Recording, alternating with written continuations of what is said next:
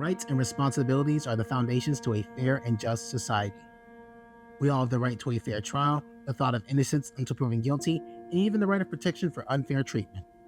All of these rights ensure that everyone is treated equally regardless of who they are. With rights like these, it is safe to assume that we would have an impartial society. Unfortunately, this isn't always the case. There are times where our judicial system fails to uphold these rights, and when this happens, consequences could be dire. This most often happens in criminal cases, predominantly involving people of color.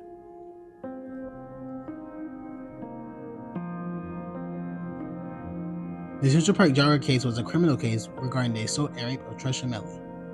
5 teenagers were manipulated into admitting to a crime they didn't even commit, losing their childhood because of it.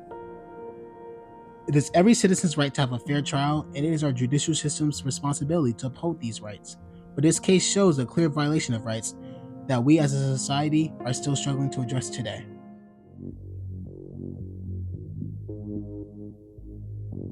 The year is 1989. New York City is known as the cultural capital of the world, but high crime rates, prejudice, and racial tensions make for adrenaline times to live in for the police and average citizen alike.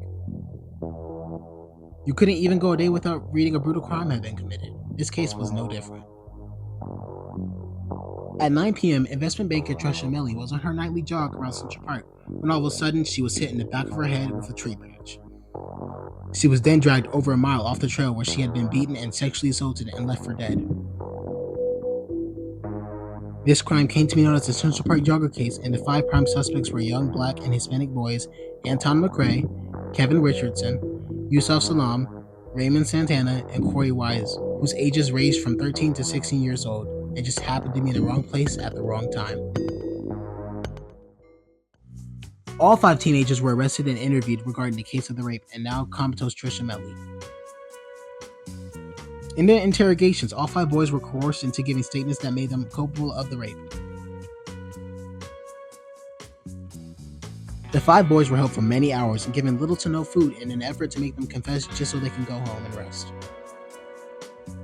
Anton McRae was told by his father to just give the police what they wanted to hear so they could leave. Kevin Richardson was under the assumption that if he admitted to being at the rape but not participating, he wouldn't get in trouble. Yusuf Salam was scared into believing fabricated evidence into giving a confession. Raymond Santana was confronted outside of the interrogation room to add that he had taken part in the crime. Corey Wise, at age 16, had hearing issues and severe learning disabilities, which the interrogationists used against him. Several times during Corey Wise's interview, it was implied that he would get a lighter sentence if he just admitted to the crime he committed.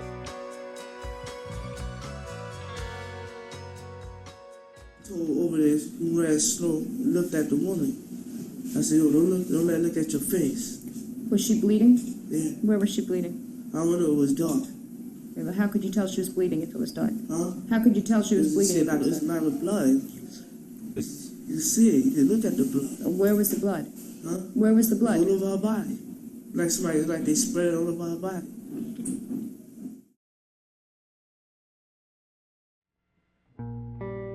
Several inconsistencies riddled this case. None of the boys could correctly identify where the crime was committed, what the jogger was wearing, or how the crime happened.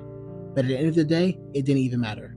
These boys were sentenced to 7 to 13 years in prison based off of no physical evidence, no eyewitnesses, just a coerced video confession by police who wanted to put an end to the rapid crime in New York. Over 10 years later, in 2002, Corey Wise met with the real culprit of the Central Park jogger case while in prison. Matthias Reyes, a serial rapist, admitted to the crime, providing evidence only the real culprit could do, having DNA that matched the suspects. This resulted in all 5 men becoming exonerated of their crimes, but only after spending over a decade in prison. It took another 10 years for these men to be compensated for the years they spent incarcerated, but as they put it, money make it better. We were able to relocate, put our children in better situations. Besides that, no. No amount of money could have given us our time back. Is there a life lesson for what you've been through? Truth. I preach to my kids, just tell the truth, be true to who you are.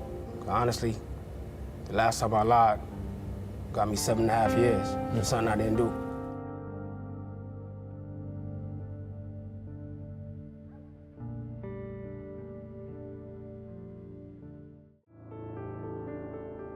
Our purpose is not only to bring awareness to all the victims in this case, but the flaws in our judicial system. Because of their wrongful incarceration, these 5 young men lost 13 years of their lives that they will never get back. So the question is, why were these young men convicted? The easy answer is to believe that this was the work of racist cops in a racist courtroom that couldn't see black boys as anything other than violent criminals. On the other hand, you could look at this in a different way, the culmination of years of stress and tension within America. Crime had gotten out of hand, especially in New York, where people were getting murdered almost daily. Prisons and hospitals were overoccupied. So many people saw the Central Park jogger case as finally getting the chance to fight back against the evil that had infiltrated our nation, to show that justice would win. Does this excuse their behavior, though? Of course not. Their growing animosity overcame their rationality. They were willing to convict the young boys based off of little to no evidence. The fact that it was a young white woman who was raped by a wolf pack contributed to the public's perception of the crime as well. Mob mentality remains a major problem all over the world. People get painted as complete villains by the media and never get the chance to tell their side of the story. Many African Americans feared that all this case would do would increase stigmatization behind black boys in America.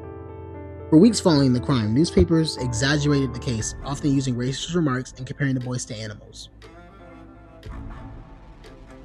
The police fed them information they needed to make outrageous headlines that didn't even entertain the possibility that these boys might be innocent. A common name used to refer to the Central Park Five was a wolf pack, meant to dehumanize the 5 people. These 5 boys were no longer cared about. All they wanted was revenge for the jogger. They wanted death. On May 1st, 1989, Donald Trump wrote an advertisement titled, "Bring back the death penalty, bring back our police," where he calls for an order in the city of New York.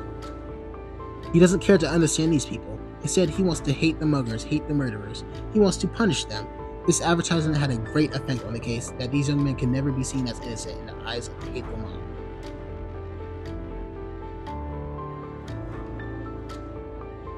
The Central Park Five had recently been brought back into the limelight, first by author Sarah Burns, who published a well-researched book describing what the boys had went through, and Ava DuVernay's Netflix series titled When They See Us.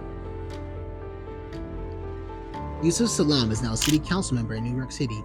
He hopes to bring about change within the city by being the voice of the people, not just the rich.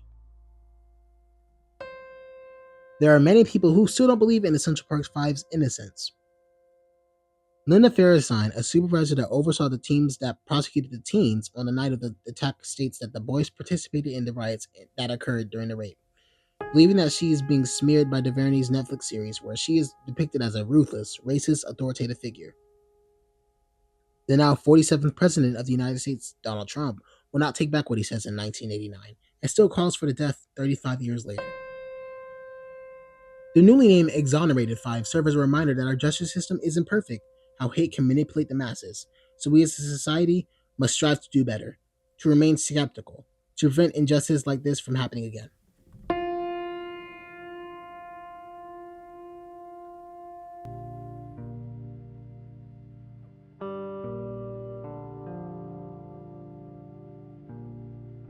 The Central Park jogger case not only highlights the severe violation in the wrongly accused, but also serves as a rude awakening for the flaws in our judicial system. It spreads light to racial profiling, coerced confessions, and the rush to judgment, especially when the public pressure overrides due process. The wrongful conviction of the 5 teenagers and their eventual exoneration highlights the critical need for systemic reform in how evidence is handled, interrogations are conducted, and how the media can shape public perception, one that prioritizes truth and fairness over expedience and bias.